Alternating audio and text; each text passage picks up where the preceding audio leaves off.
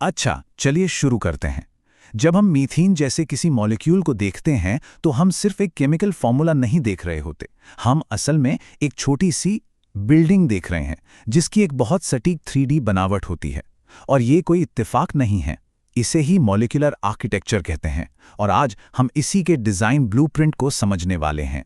और यहीं से एक बहुत ही दिलचस्प पहेली सामने आती है। देखिए, हमें सिखाया जाता है कि s ऑर्बिटल गोल होते हैं और p ऑर्बिटल डंबल जैसे। तो फिर सवाल ये उठता है कि ये अजीबोगरीब आकार मिलकर मीथेन जैसा एक परफेक्ट सिमेट्रिकल टेट्राहेड्रॉन कैसे बना सकते हैं, जहां हर एंगल बिल्कुल बराबर हो। कुछ तो है जो यहां पर फिट नहीं बैठ रहा है। तो इस पहेली को सुलझाया एक बहुत ही शानदार आइडिया ने, जो महान केमिस्ट लाइनस पॉलिंग ने दिया था। उन्होंने इसे नाम दिया हाइब्रिडाइजेशन। इसका मतलब है ऑर्बिटल्स को आपस में मिलाना, ठीक वैसे ही जैसे हम रंगों को मिलाकर एक नया रंग बनाते हैं। इससे बिल्कुल नए, एक जैसे हाइब्रिड ऑर्बिटल बनते हैं जो बॉन्डिंग के लिए परफेक्ट शेप के होते हैं।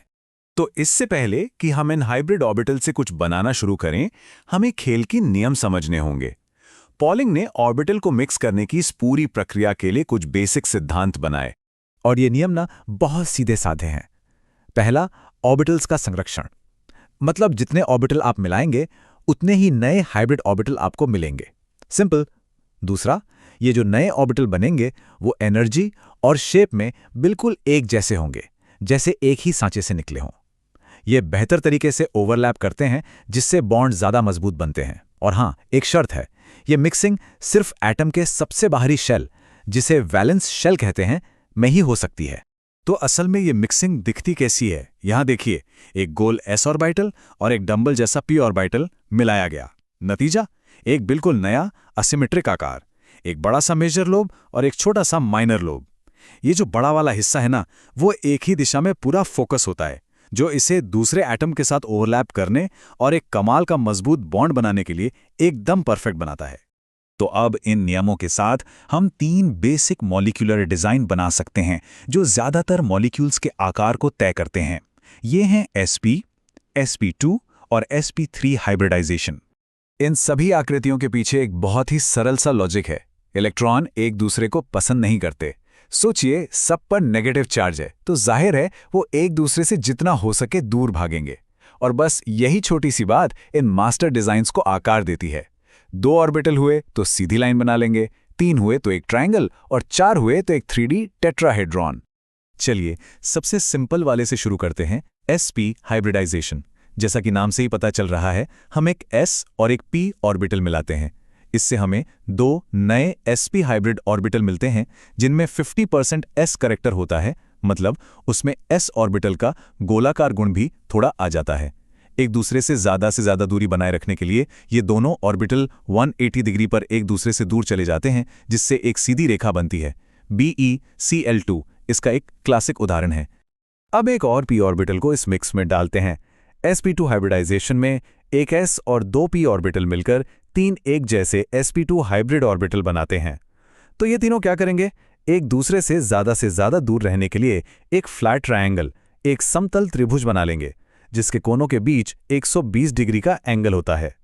BCl3 मॉलिक्यूल इस त्रिकोणीय डिज़ाइन को खूबसूरती से दिखाता है। और अब हम वापस आते हैं अपनी पहली पर, मीथेन।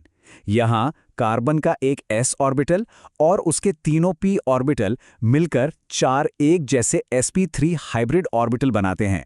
अब 3D स्पेस में एक दूसरे से सबसे ज्यादा दूर रहने के लिए ये ऑर्बिटल एक टेट्राहेड्रन के कोनों की तरफ इशारा करते हैं, जिनके बीच 109.5 डिग्री का परफेक्ट एंगल होता है।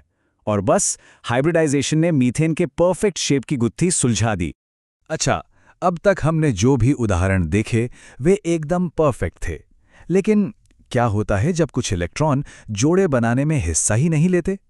इन्हें लोन पेयर्स कहते हैं, और ये पूरी ज्योमेट्री को थोड़ा सा बिगाड़ देते हैं। इसे समझने के लिए एक सीसॉ का उदाहरण लेते हैं। जो इलेक्ट्रॉन बॉन्ड बना रहे हैं वो 2 एटम के बीच फंसे हुए हैं, तो वो संतुलित वजन की तरह हैं। लेकिन एक लोन पेयर, वो तो समझिए एक बहुत भारी भरकम इंसान जैसा है जो अकेले बैठा है। वो ज़्यादा जगह घेरता है और दूसरे बॉन्ड्स को जोर से धक्का देता है, जिससे वो बेचारे एक दूसरे के करीब आ जाते हैं। और इसका असर हमें साफ साफ दिखता है। मीथेन में कोई लोन पेयर नहीं है, तो एंगल है परफेक्ट 109.5 डिग्रीज। अब अमोनिया को देखिए, नाइट्रोजन पर एक लोन पेयर है जो बाकी बॉन्ड्स को दबाकर एंगल को 107 डिग्री कर देता है, और पानी में तो ऑक्सीजन पर दो दो लोन पेयर हैं जो एंगल को और भी छोटा करके 104.5 डिग्री पर ले आते हैं। तो अब जब हम बेसिक शेप समझ गए हैं तो चलिए बात करते हैं कि अलग अलग तरह के बॉन्ड्स का इस्तेमाल करके बड़े और कॉम्प्लेक्स अणु कैसे बनते हैं। यहाँ दो मुख्य तरह के कोवेलेंट बॉन्ड हैं। सिग्मा बॉन्ड को आप अणु का ढांचा या स्केलेटन कह सकते हैं। ये हाइब्रिड ऑर्बिटल्स के आमने सामने की टक्कर से बनते हैं। और फिर आते हैं पाई बॉन्ड। ये समझिए उस ढांचे को मजबूती देने वाले सरिये या रीइंफोर्समेंट हैं। ये उन पी ऑर्बिटल से बनते हैं जो हाइब्रिडाइजेशन में हिस्सा नहीं लेते और ये साइड से ओवरलैप करते हैं। आइए दो सरल कार्बन मॉलिक्यूल्स की तुलना करते हैं। इथेन में सारे बॉन्ड सिंगल हैं, इसलिए कार्बन sp3 हाइब्रिडाइजेशन का इस्तेमाल करता है। लेकिन इथीन में उसे एक डबल बॉन्ड बनाना है। इसके लिए उसे अपना एक p ऑर्बिटल बचाकर रखना पड़ता है, इसलिए वो sp2 हाइब्रिडाइजेशन अपनाता है।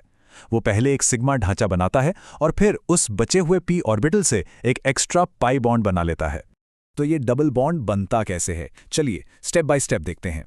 पहला कदम, sp2 हाइब्रिडाइज्ड कार्बन एक सिग्मा बॉन्ड का ढांचा बनाते हैं। दूसरा कदम, दोनों कार्बन पर बचा हुआ एक एक अनहाइब्रिडाइज्ड p ऑर्बिटल साइड से ओवरलैप करके एक पाई बॉन्ड बना लेता है, और नतीजा एक मजबूत और सख्त डबल बॉन्ड। और हम इसे एक कदम और आगे भी ले जा सकते हैं। इथाइन में एक ट्रिपल बॉन्ड होता है। इसके लिए कार्बन को दो p ऑर्बिटल बचाने पड़ते हैं, इसलिए वो sp हाइब्रिडाइज्ड होता है, जिससे एक सीधी रेखा वाला सिग्मा ढांचा बनता है। फिर बचे हुए दो p ऑर्बिटल दो अलग अलग पाई बॉन्ड बनाते हैं। एक पाई बॉन्ड ऊपर नीचे बनता है और दूसरा आगे पीछे। ये एक बहुत ही मजबूत और इलेक्ट्रॉन से भरा हुआ ट्रिपल बॉन्ड बनाता है। ठीक है, हमने काफी कुछ समझ लिया है। अब समय है इन सब चीजों को एक साथ जोड़कर देखने का, एक मास्टर फ्रेमवर्क में जो पूरी कहानी को एक साथ बयान करता है। देखिए, ये स्लाइड सिर्फ एक समरी नहीं है, ये एक तरह का भविष्यवाणी करने वाला टूल है।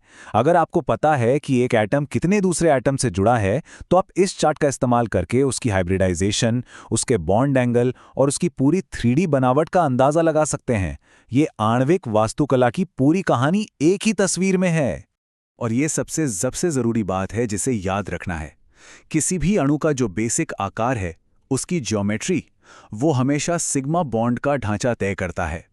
पाई बॉन्ड उस ढांचे के ऊपर बने हुए एक्स्ट्रा मजबूती के पिलर जैसे हैं।